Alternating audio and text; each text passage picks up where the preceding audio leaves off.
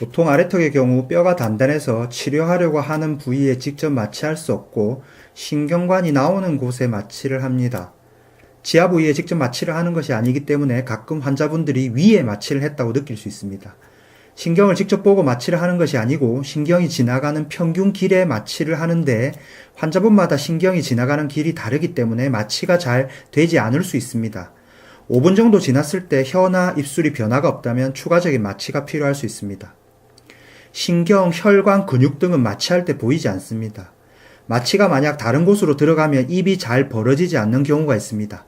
하지만 시간이 지나면 대부분 낫습니다. 빨간 화살표 방향으로 마취가 진행됩니다. 어떤 분은 혀만 마취가 되고 입술은 마취가 되지 않았다고 하는데 같은 신경이 혀와 입술을 지배하므로 한쪽만 되고 한쪽은 되지 않는 경우는 흔치 않습니다. 보통 혀가 먼저 마취가 되고 입술은 천천히 됩니다.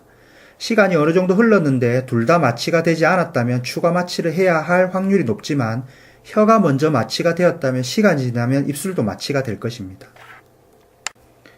이렇게 되었을 때가 전체적으로 마취가 다 된 것입니다.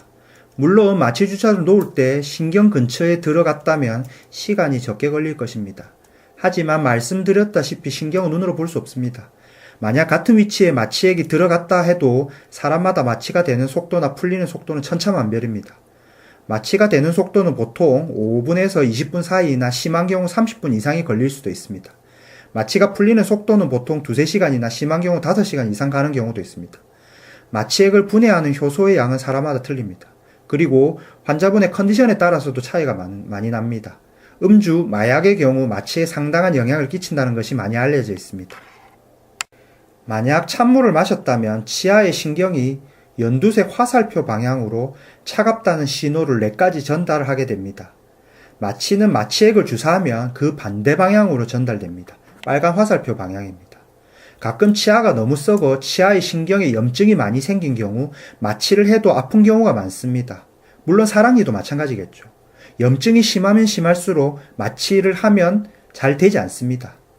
혀와 입술이 얼얼하다면 마취가 잘못된 것이 아니라 신경에 염증이 많아 마취액이 효과를 발휘하지 못하는 것입니다. 이 경우는 치아에 구멍을 뚫어 치아 안에 있는 염증 신경에 직접 마취액을 넣어야 합니다. 검은색 화살표입니다. 하지만 마취액을 넣기 전까진 상당한 통증을 느끼실 수 있습니다.